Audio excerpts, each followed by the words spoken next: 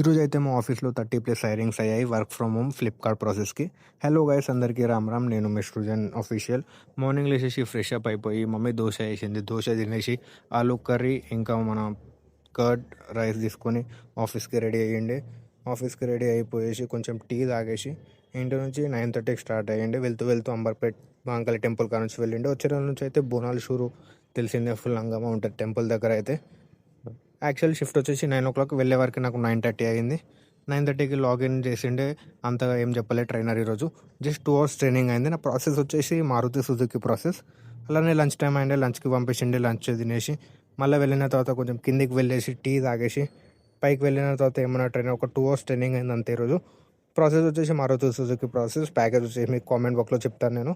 అలానే వస్తూ వస్తూ ఇంటి దగ్గర మైఫిల్ దగ్గర వెళ్ళేసి ఛాయ్ తాగేసి ఇంటికి వెళ్ళిపోయినా. ఇంట్లో అయితే మమ్మీ అయితే చికెన్ కర్రీ చేసింది అనుకుంటున్నారా? చికెన్ కాదు, ఫిష్ కర్రీ చేసింది.